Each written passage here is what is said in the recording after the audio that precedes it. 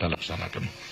Tapi saudara-saudara mengetahui bahasanya walaupun toh sudah kembali kepada Undang-Undang Dasar 45 dengan dekret daripada Presiden, pelaksanaannya sampai kepada tahun 65 tidak sesuai dengan apa yang tercantum dalam Undang-Undang Dasar 45, khususnya dalam rangka melaksanakan mungkin juga merupakan konsep perjuangan daripada Bung Karno itu.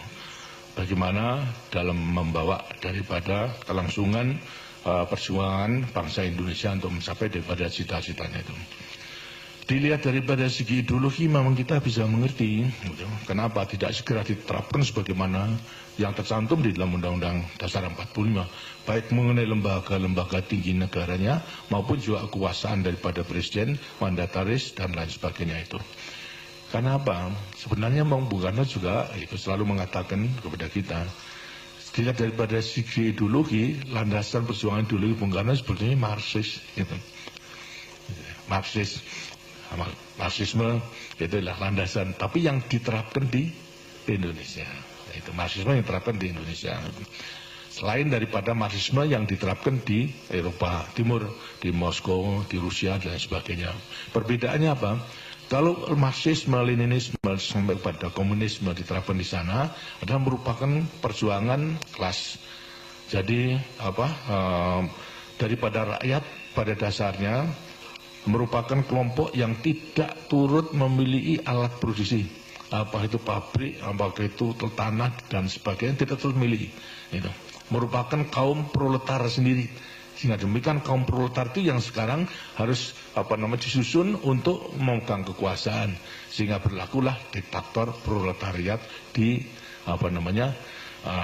negara-negara komunis itu. Sekarang di Indonesia itu tidak demikian. Walaupun kecil rakyat di Indonesia itu ikut turut memiliki alat produksi, ikut turut memiliki tanah menjadi sumber daripada kehidupannya. Ikut turut memiliki misalnya alat-alat pandai, jahit dan sebagainya. Terus lain. Nah, ini digambarkan oleh Bung Karno sebagai seorang yang namanya marhen. Marhen itu adalah sepetani yang mempunyai sawah kecil. Karena itu lantas sekarang untuk menerapkan itu diterapkan seperti keadaannya si petani namanya marhen itu, lantas sekarang Marxisme yang diterapkan di Indonesia adalah marhenisme. Tapi pada dasarnya adalah Marxis. Karena itu dalam mempraktekkan mengenai setelah kembali dekret Presiden 5 Juli itu 59, bahasanya ya tidak meninggalkan daripada jiwa dan semangat Marxis itu. Buktinya apa? Buktinya adalah lantas kemudian mengembangkan daripada perjuangan beliau mengenai mempersatukan semua kekuatan dan ideologi. Diajak semua kekuatan dan mempunyai ideologi itu dalam pesta satu meja itu, yang kemudian lantas bersama-sama untuk mencapai cita-citanya itu. Nah, dalam rangka inilah kemudian lantas timbul Nasakom itu, nasionalis, komunis dan agama itu. Nah, ini yang kemudian menjadi pusat daripada kuat pemikiran Bung Karno. Dan ini sudah saya ketahui sejak tahun 58. Pada waktu saya menjadi Panglima Divisi Diponegoro.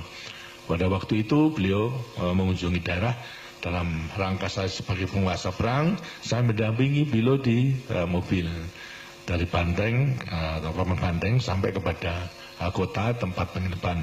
Banyak saya laporkan soal keamanan. Kemudian saya tanya kepada beliau, Pak, karena setelah pemilihanmu pada waktu itu untuk Dewan Kejuaraan, ya Pak, ini mengenai PKI di Jawa Tengah itu menang, apakah tidak membahayakan Pancasila? Saya menanyakan itu. Karena ideologi Pancasila sama ideologi daripada komunis dinasnya akan mendirikan negara komunis juga. Dan ternyata sekarang sudah menang, apa tidak membahayakan daripada Pancasila? Beliau menjawab bahasanya bahwa karena kenyataan PKI itu mendapat dukungan daripada rakyat. Merupakan kekuatan yang harus kita perhatikan, kita perhitungkan. Karena itu harus kita berjuang untuk menjadikan PKI itu adalah PKI Pancasila. Nah, saya nanya, apa mungkin Pak? Nah, beliau mengatakan ini perjuangan ini bahwa serahkan kepada saya. Kamu udah usah turut-turut gitu. Nah, ya sudah. Di situ saya sudah melihat bahwasanya beliau tidak akan menghilangkan daripada PKI, akan menggunakan. Kemudian apalagi juga setelah kemudian lantas konsep Nasakom tersebut tidak hanya ke dalam negeri, tapi juga sudah dijual luar negeri lewati pidato beliau di persiapan bangsa-bangsa gitu. Jadi tahun 58 saya sudah menanyakan apa tidak membayarkan. Nah, kemudian terjadi mengenai soal KUB G30 SGKI, dan secara kebetulan saya mempunyai kepercayaan untuk mendampingi mengatasi daripada keseluruhannya, sehingga saya tinggal saja. Lah Pak, saya dulu kan sudah tanya bahasanya PKI Pak tidak membayarkan Pancasila. Yang kemudian lantas, nah ternyata sekarang demikian. Tapi beliau masih mengatakan itu mengenai peristiwa G30S dan meninggalkan jenderal-jenderal itu dalam revolusi hanya merupakan suatu hal yang kecil. Yang kita juga agak deg-degan, agak masa meninggal gugurnya daripada jenderal-jenderal hanya merupakan satu kejadian yang kecil. Baiklah itu. Tapi bagi saya bukan jenderalnya, benar-benar PKI komunis itu sudah mengancam Pancasila. Itu bagi saya. Tapi bagi beliau adalah masih berusaha pada konsepnya untuk mempersatukan daripada ideologi.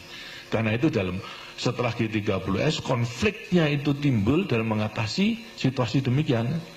Ada perbedaan di antaranya konsep rakyat mengharapkan, menginginkan PKI terus dibubarkan karena sudah berulang-ulang untuk mengadakan KUB dan sebagainya. Sedang Bung Karno itu adalah tetap ingin mempertahankan daripada PKI dalam rangka konsep Nasakomnya itu.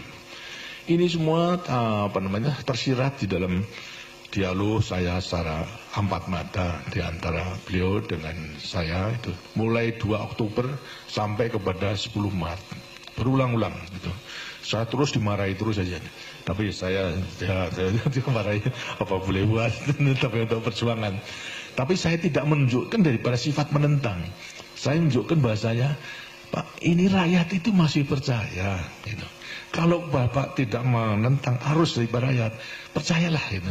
Semua itu masih mendukung untuk menyelesaikan revolusi ini gitu. Tapi ya beliau tetap berpegang teguh dan selalu mengatakan, kamu sebagai prajurit, saya panglima tertinggi gitu. Harus tunduk pada saya, bubarkan itu kami sama KAPI. Saya katakan, Pak, ya kasihan. Wong ini yang mendukung pada perjuangan itu baru aku bubarkan. PKI itu yang harus bubarkan. Marah lagi daripada beliau. Jadi terus menerus begitu, dan akhirnya pada waktu menyadarkan pada saya lagi, kamu harus tahu bahwa saya ini tidak lagi menjadi pemimpin Indonesia. Saya ini sudah menjadi pemimpin dunia. Saya sudah terlanjur menjual konsep Naskom itu kepada dunia. Sekarang saya harus bubar PKI. Berarti kan menyabut daripada konsep saya. Di mana muka saya terhadap dunia itu? Ini alasan. Ya, kadang-kadang saya jawab, kalau begitu gampang Pak. Bagaimana? Yang penting sesuai dengan apa yang selalu diajarkan Bapak kan. Yang penting kan kepentingan rakyat kita, kepentingan nasional dulu. Baru dengan kepentingan nasional dan kekuatan nasional kita bisa melangkah keluar. Kalau kita tidak mempunyai kekuatan di dalam, ya apa yang harus kita lakukan keluar? Karena kalau caranya demikian, itu gampang. Jadikan saya bemper, saya bilang. Gimana? Saya akan bubarkan PKI. Tapi nanti kalau sudah dengan demikian, lantas dunia itu melihat bahasanya yang membubarkan PKI mana Pak? Tapi saya. Gitu. Tapi setelah itu kemudian saya minta supaya digongi untuk keperluan ke dalam, itu supaya ke dalam rakyat benar-benar daripada pembubaran PKI walaupun saya membubarkan toh Bapak menyetujui sehingga rakyat bisa mendukungnya. Gitu. Karena kan ya tidak bisa, nggak bisa ya susah kalau begitu. Kamaran akhirnya tanya sudah berulang-ulang itu terus tanggal 20 Oktober sampai kepada 10 Maret, sebelumnya 11 Maret itu akhirnya entah beberapa hari sebelumnya 1 Maret itu perubahan Maret ini. Saya masih belum sakit pada waktu itu panggil gitu berdua Lantas beliau dalam keadaan santai, pakai celana kolor sama kaos saja. Saya mel, itu ada apa? Lantas saya ya minum dan sebagainya. Akhirnya menanyakan saya sambil jawab, Har, jane aku biar kok kapak dosa saja. Jadi saya juga madep pada waktu itu, Pak. Itu sangat longso gitu melihat itu. Lantas saya mengatakan pada beliau, Pak, jadi Bapak belum ngerti. Begini, kan Bapak sudah tahu kalau saya itu anaknya petani, anaknya orang kecil, gitu. Tapi walaupun orang kecil, ayah saya, orang tua saya itu punya kudangan terhadap anaknya. Itu. Oh, boy, begini pesan kepada saya, Har, kalau kau kelak menjadi orang, bisa mikul dur mendem jeruk pada orang tua, itu kudangan daripada ayah saya. Dan saya taati. Nah sekarang ini saya sebetulnya memandang Bapak itu tidak hanya sebagai presiden militeris, tidak hanya sebagai panglima tertinggi, juga tidak sebagai hanya pemimpin besar revolusi, itu presiden seumur hidup, tapi juga saya pandang sebagai ayah saya sendiri.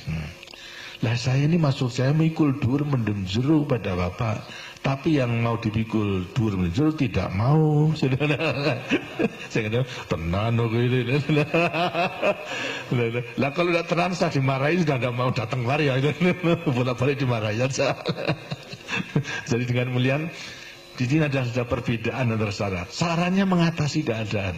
Saya mengatakan menampung arus daripada bubar PKI. Beliau masih belum, tapi tidak mungkin daripada beliau untuk melaksanakan karena perhitungan ke dalam dan politik ke luar tadi. Nah saya bisa mengerti karena itu saya katakan jadikan saya bembel gitu.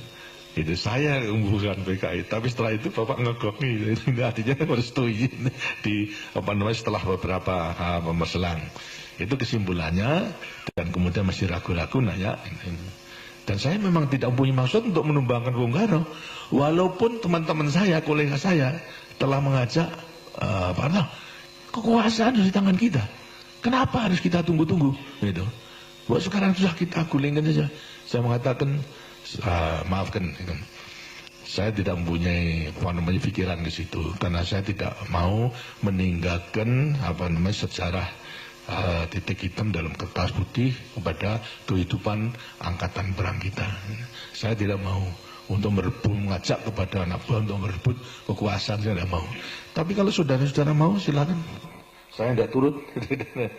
Akhirnya tidak ada yang mau. Jadi tidak ada yang tidak mau. Sekarang kita harus menyelesaikan semua itu secara konstitusional.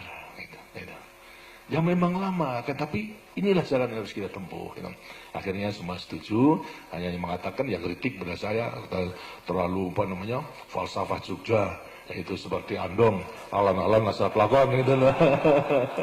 Ya apa boleh buat aja, tapi yang mereka tidak mengerti. Yang penting itu kan kelakonnya itu, jadi kelakonnya dengan berhasil, bukan alon-alonnya, kelakonnya itu dan berhasil. Ya karena mereka salah menafsirkan, sehingga kemudian terjadi pada 11 Maret sidang kabinet. Di situ ada pemberitaan mengenai soal istana sudah dikepung oleh pasukan yang tidak dikenal. 10 Maret, enggak 11. 11 Maret itu keluarnya kan 11 Maret ketika itu juga. 11 Maret itu kemudian lantas ada demikian sampai Bung Karno kemudian ke Bogor dalam keadaan sangat memprihatinkan, disusul dengan Waperdam seluruhnya dengan helikopter ke Bogor. Kemudian di antara 3 perwira, yang 2 menjadi menteri, yang 1 adalah Panglima Kodam, sama Pak Basuki Rahmat, kemudian lantas Yusuf sama Amir Muhammad sebagai Panglima Kodam. Melihat situasi demikian itu sangat memprihatinkan, mempunyai ide untuk untuk menemani Bung Karno ke Bogor. Gitu. Baik. Tapi karena masih ingat ada atasannya, sehingga lapor kepada saya. Saya dalam keadaan sakit pada waktu itu, memang di tempat tidur karena kumat. tenggorokan, kalau sudah kumat sampai kepada kursen dan sebagainya, tidak bisa menghadiri sidang kabinet pada waktu itu. Kemudian datang ke rumah, menceritakan semua kejadiannya, lalu minta izin untuk menemani Bung Karno di Bogor. Saya izin, silahkan, baik. Lantas tanya, pesan apa Bapak? Saya mau pesan satu, sampaikan salam dan hormat saya. Yang kedua, sampaikan kalau saya ini sakit, itu tidak bisa hadir tadi. Yang ketiga, sampaikan aja, kalau saya diberi kepercayaan, keadaan ini saya atasi. Itu saja. Terus tidak macam-macam. Jadi saya hanya mengatakan, kalau saya diberi kepercayaan, keadaan ini akan saya atasi. Dengan demikian, saya perhitungkan bahwasanya segala lamanya dialog antara beliau dengan saya itu, beliau sudah menangkap itu, Nah, ini berangkat. Setelah datang ke sana, ya lapor dan sebagainya, semua dimarahi dengan sendirinya. Sama menteri, kemudian sampai terjadi demikian. Kemudian lantas sampai, bagaimana cara mengatasinya? Ya, aja Pak, percayakan aja pada Pak Harto. Marah lagi, beliau, kurang apa saya percaya pada Harto? Sudah diberi pangkat, naik, jadilah sebagainya. Ya, tapi barangkali perlu tertulis. Nah, baru kemudian ya kalau begitu dibuat surat tertulis, dibuat 3 jenderal, ditambah dengan semua waperdam, Bandrio, kemudian Pak Lemena sama Khairul Saleh, terus sekretaris Sabur gitu dibuat. Akhirnya kemudian ditandatangani. Nah, itulah perintah 11 Maret lahir, ditandatangani, sudah mendekati sore, dan isinya adalah memberikan wewenang kepada saya di mana perlu untuk mengambil tindakan atas nama beliau, gitu, untuk mengamankan daripada perjuangan revolusi dan lain sebagainya. Itu terus merupakan suatu wewenang yang luar biasa itu. Dan kemudian lantas ini dibawa ke Jakarta. Sudah agak malam pada waktu, kurang lebihnya mendekati Isya itu. Kemudian saya masih di rumah, disampaikan, saya baca, saya putuskan kemudian bubarkan PKI. Itu. Bubarkan PKI, kemudian lantas karena persyaratan pada waktu itu harus sebelum mengambil keputusan ada koordinasi dengan menteri-menteri Panglima Angkatan. Saya ada rapat, ada di Kostrad. Lama berbicara dengan semua perwira dan semuanya telah ditinjau. Pokoknya saya menggunakan mengubarkan daripada PKI, dan semua dikonsep. Baru setelah jam 1 malam itu saya tanda tangani itu. Jadi dengan demikian lantas berlaku daripada perintah mengenai pembubaran daripada PKI tersebut ini. Jadi sudah tanggal 12 tanggal 1 itu. Nah, pagiannya diumumkan, kemudian lantas beliau katanya semua waperdam kumpulkan, dimarahi. Dimarahi. Akhirnya diputuskan salah satu untuk dikirim kepada saya, Pak Lemena.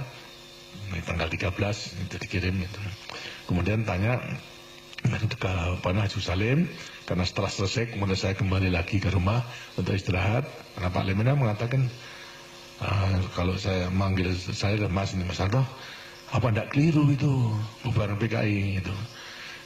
Saya katakan enggak, itu di surat perintahnya tidak ada. Ya memang enggak ada, tidak ada. Gitu. Kalau ada, kalau sudah setuju bapaknya begitu.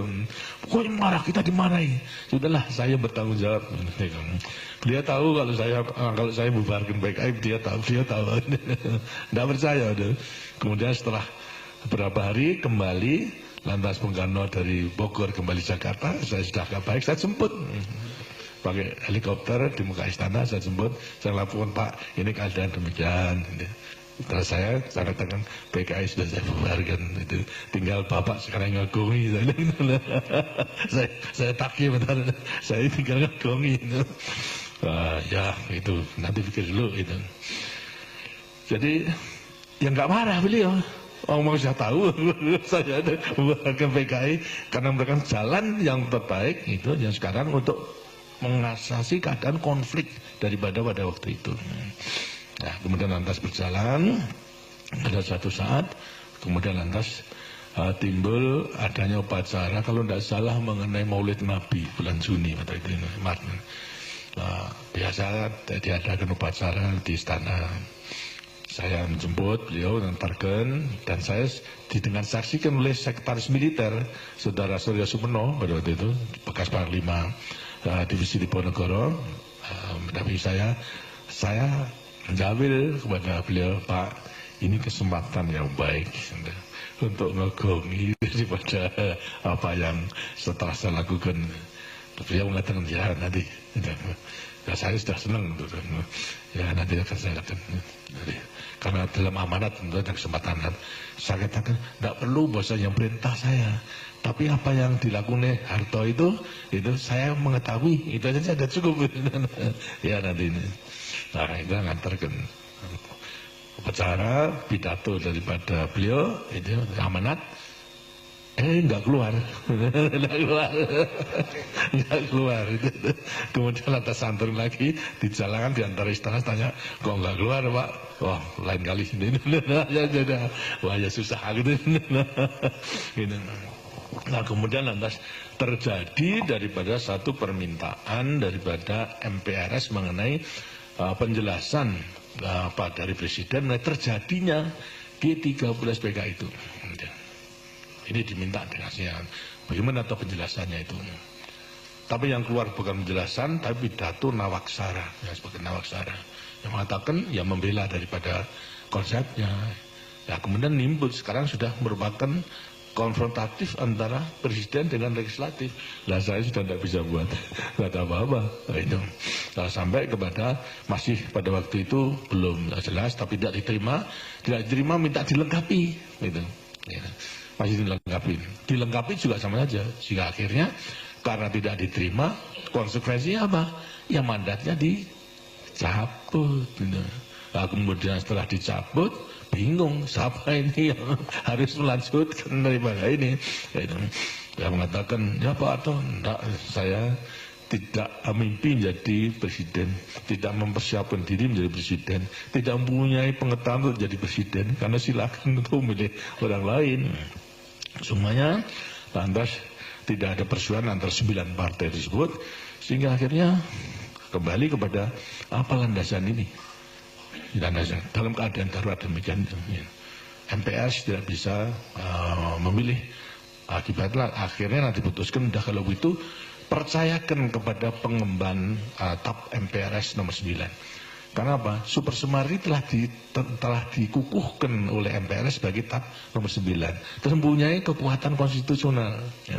Pengemban Super Semar yang telah ditetapkan menjadi TAP nomor 9 sekarang melaksanakan kefakiman tersebut, diangkat sebagai presiden. Dan katakan, ya, karena saya tidak sanggup, dan itu memang sebetulnya pengemban TAP MPRS yang ditugaskan, saya minta supaya diangkat menjadi penjabat saja.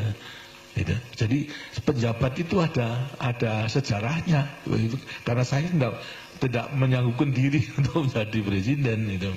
Terus pengemban TAP MPRS nomor 9 sebagai kelanjutan daripada Super Semar itu sebagai penjabat presiden. Gitu.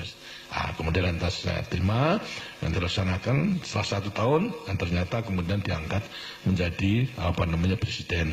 Walaupun juga MPRS pada waktu itu setelah tahun 68, terus tahun 68 tidak bisa melengkapi dengan satu GPN, tidak bisa.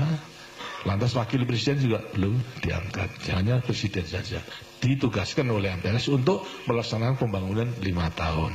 Inilah sebabnya daripada kenapa sampai MPRS tidak bisa menentukan garis besar negara. Karena pengalaman tidak ada. Mulai dulu itu selalu mengenai haluan negara ditentukan pidato tahunan tiap 17 Agustus daripada presiden itu dijadikan haluan negara. Nah itu kan bertentangan dengan Undang-Undang Dasar 45 toh. Tapi sejarahnya pun demikian, sehingga dihadapkan daripada satu keadaan yang nggak bisa menyusun, hingga dipercayakan kepada Presiden Mandataris untuk melaksanakan pembangunan 5 tahun dan seterusnya. Ini sebagai satu gambaran yang saya alami agar supaya saya mengetahui bahwa sejak semula itu kita menjaga jangan sampai ABRI itu melakukan satu tindakan-tindakan yang akibatnya seperti kejadian di Afrika, di Amerika Latin itu mengadakan perebutan kekuasaan sehingga sudah terjadi lagi timbul daripada perubahan kekuasaan, sehingga akhirnya hanya terus begitu saja. Kita bersyukur alhamdulillah bahwasanya kita bisa mencegah pada waktu itu, sehingga memang kita harus lantas sekarang melaksanakan semuanya itu sesuai dengan konstitusi. Karena itu tekad daripada Orde Baru dalam hal ini adalah melaksanakan kemurnian daripada Pancasila dan Undang-Undang Dasar 45. Ya. Sejak daripada lahir Orde Baru. Karena yang dulu itu seperti saya katakan, itu kenapa sejak proklamasi kemudian lantas Undang-Undang Dasar 45 tidak dilaksanakan. Kita bisa mengerti karena memang situasi kondisi dalam negeri dan dunia pada waktu itu mungkin kalau kita segera melaksanakan akan dicap sebagai negara cetakan daripada Jepang, negara diktator dan sebagainya. Itu bisa mengerti. Tapi justru setelah kembali kepada dekret, kok masih begitu? Sampai Nasakom ditegakkan sehingga akibatnya memberi kesempatan kepada PKI untuk menyusun kekuatan dan akhirnya merebut daripada kekuasaan yang kemudian bisa kita tumbangkan itu. Ini hendaknya agar supaya merupakan warisan sejarah yang tetap kita pegang teguh dan selalu akan menjiwai daripada tentara nasional Indonesia. Saudara sekalian, pegangan kita tetap dinasinya bersumpah prajurit dalam Sabta Marga. Itu, sumpah prajurit Sabta Marga dalam arti juga berpegang teguh kepada Pancasila dan Undang-Undang Dasar 45. Jelas Pancasila dan Undang-Undang Dasar 45 yang lahir satu hari sesudah proklamasi. Itu, ini yang berpegang teguh. Kemudian barangkali juga saudara perlu mengetahui dalam implementasinya berpegang teguh kepada Sabta Marga itu dalam menghadapi peristiwa G13 PKI. Sebenarnya kita mengetahui bahwasanya Partai Komunis dimanapun juga itu perjuangannya menimbulkan kontradiksi, pertentangan, sehingga ada pertentangan kemudian bisa manfaat untuk menyusun daripada kekuatan, dan kalau sudah kuat itu semua lawannya kan habiskan gitu. Tidak ada yang tinggal. Nah, ini menjadi ciri-ciri daripada mereka. Oleh karena itu kekuatan yang harus disusun dalam rangka persyaratan untuk dapat kemenangan itu ada 3 kekuatan. Satu apa? Satu mengenai kekuatan buruh, itu harus di tangannya. Ketua tani itu harus di tangannya. Dan ketiga angkatan bersenjata harus di tangannya. PKI telah bisa menghimpun yaitu SOKSI sama BTI. Tapi mana angkatan yang belum? Karena itu mereka punya ide dalam rangka konfrontasi dengan Malaysia membentuk angkatan kelima. Itu mempersenjatai daripada buruh sama petani. Karena yang memang tidak bisa, belum dimiliki. Sedangkan daripada angkatan sebagai banyak pejuang dan hasilnya tidak akan mudah begitu saja. Karena itu ini tidak tercapai sehingga satu-satunya jalan itu sebetulnya karena apa? Terdesak oleh perhitungan waktu. Terdesak oleh perhitungan waktu pada waktu itu apa sebabnya? Terus mereka masih selalu menyandarkan kepada karisma Bung Karno. Desakan amlinan terus kepada Bung Karno itu. Dan pada waktu itu ada berita kalau Bung Karno dalam keadaan sakit. Diramalkan oleh dokter daripada RT, didatangkan kemungkinan ada 2, lumpuh atau meninggal. Nah, beliau daripada PKI mengatakan kalau ini terjadi sebelum dia kuasa akan hancur. Maka itulah ini sebelumnya terjadi diforsir. Hanya angkatan saja belum, maka mengadakan infiltrasi terhadap angkatan darat yang punya kekuatan yang besar. Dan infiltrasi bukan baru. Perwira-perwira yang dikerahkan itu sudah merupakan perwira yang dibina sejak tahun 45. Seperti Untung. Itu karena dari Solo. Saya mengetahui bahwa Untung itu batalionnya, Batalion 44, Batalion Tigdo, yang juga saya komandansinya pada waktu itu telah diadakan indoktrinasi politik sejak tahun 45 oleh tokoh PKI yang namanya Alimin. Tokoh tertua setelah Tan Malaka itu adalah Alimin. Kemudian baru Musso. Ini terus menerus. Sehingga setelah tahun 45 semua komandan regu ke atas itu politiknya, ideologinya adalah komunis. Tapi dalam rangka memperbaiki, kita latih dan sebagainya, itu apalagi pada waktu saya di Solo semua saya latih supaya dipisahkan di antara ideologi sama keprajuritan, dan itu berhasil. Tapi nyata terus dibina sehingga pada akhir membutuhkan, terdesak oleh keadaan, perwira-perwira inilah yang digunakan. Secara kebetulan semua sudah di Jakarta, itu, dan memegang kunci-kunci yang penting karena memang rupa-rupanya ada persiapan ke arah situ. Jadi pada waktu pengumuman pertama bahwa Untung melakukan kegiatan itu untuk menghadapi gerakan Dewan Jenderal yang mengadakan coup terhadap Bung Karno, itu saya bisa baca itu Untung itu dulu PKI, gitu. Tapi dia mengatakan seolah gerakan daripada menghadapi Dewan Jenderal. Dengan Dewan Jenderal sebenarnya tidak ada. Yang ada itu Wanjakti, Dewan Jabatan dan Kepangkatan Tinggi, di mana saya duduk. Ya tidak pernah membicarakan mengenai soal politik, tapi mengenai soal jabatan sama kepangkatan aja. Dan itu sudah mengatakan menyalahgunakan itu.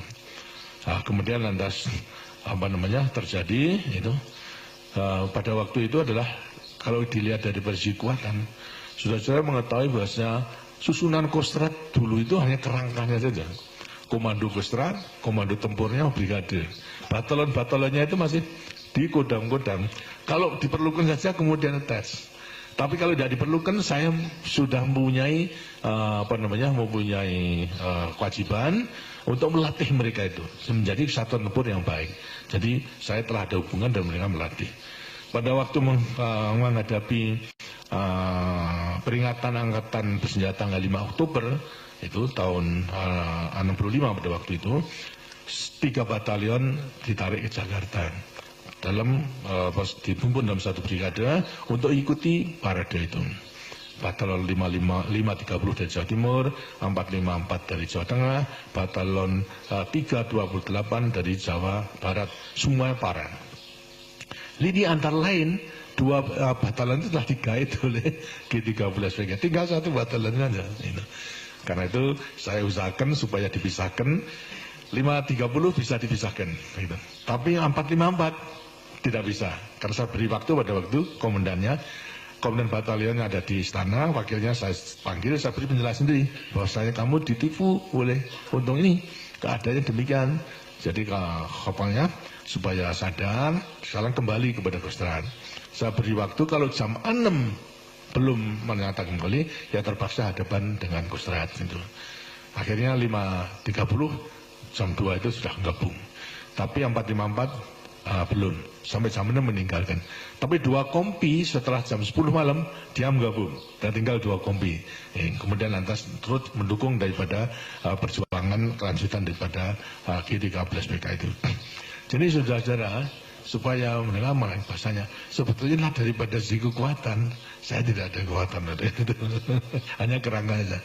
Tapi setelah saya mengetahui Untung yang memimpin, dan saya bisa menilai bahwa ini di belakangnya mesti ada. Kemudian lantas putusan saya pada waktu itu untuk segera membungkem RRI, membungkem RPKD, lantas saya tunda, jangan, sudah biarkan saja. Mereka mengadakan statement supaya rakyat mengetahui bahwa tidak hanya pada menghadap Dewan Jenderal, tapi apa yang menjadi tujuan itu, sehingga kemudian mulai melakukan satu penurunan pangkat daripada kolonel ke atas, turunkan karena dia paling tinggi Panowesta atau godongnya itu diturunkan. Jadi saya juga harus turun pada waktu itu. Lantas kedua juga mengenai bentuk Dewan Revolusi, lah sudah itu. Kemudian lantas pemerintah sementara dan sebagainya, sudah semuanya leweng. Baru setelah diumumkan, supaya maksud saya rakyat mengetahui apa latar belakangnya itu. Terus politik, karena itu setelah semua dihaji, jam 6 diadakan, sebelum jam 7 malam diduduki RRI. Kemudian umumkan daripada pengumuman saya dan pidato saya. Jadi di sini saya hanya pegang pada apa pada waktu itu, soal jelas pada staf. Saya perhitungkan, ini di belakangnya daripada Untung ini PKI pasti. Nah kalau PKI bukan masalahnya mengenai Dewan Jenderal Angkatan Darat, ini pasti akan mendirikan negara komunis. Berarti Pancasila itu dalam keadaan bahaya. Sedang kita sebagai prajurit Sabta Marga harus membela Pancasila. Akan kita biarkan atau gimana? Kalau dibiarkan, daripada doktrin komunis itu akhirnya toh kita akan mati konyol. Coba akan dibunuh semuanya. Lah daripada mati konyol, mari mati sebagai prajurit yang setia kepada sumpah prajurit Sabta Marga. Menurut perhitungan saya, kita harus melawan daripada mati konyol. Itu semua setuju, oke, metode kita lawan, kita hadapi daripada semuanya itu. Sehingga walaupun kekuatan itu relatif tidak ada, tapi karena saya percaya bahwa rakyat itu akan mendukungnya, dan kesatuan yang tertipu akhirnya juga akan kembali yang untuk mengatasi itu, akhirnya bisa diatasi dengan sebaik-baiknya. Inilah beberapa mengenai nilai daripada kesetiaan kita kepada negara dan bangsa yang berdasarkan Pancasila dan Undang-Undang 45 daripada para prajurit yang betul-betul kalau setia berpegangan kepada sumpah prajurit dan Sabta Marga, tidak akan menjadi masalah. Karena itu selalu saya katakan, itu tidak perlu repot-repot daripada kita mengukurkan teori apa-apa, pegang aja lah kepada Pancasila dan juga Sabta Marga dalam memperbesar pengabdian kita negara pada bangsa. Tidak melihat kepada orangnya, kita tidak ingin patuh kepada orangnya, tapi adalah berpegang kepada cita-cita perjuangan kita. Nah, kalau kita patuh pada orangnya itu dalam rangka orang yang mengemban tugas daripada negara dan bangsa itu. Ini saya harapkan, dan sekarang memang sudah kita buktikan bahwasanya dalam rangka melaksanakan kemurnian Pancasila dan Undang-Undang Dasar 45.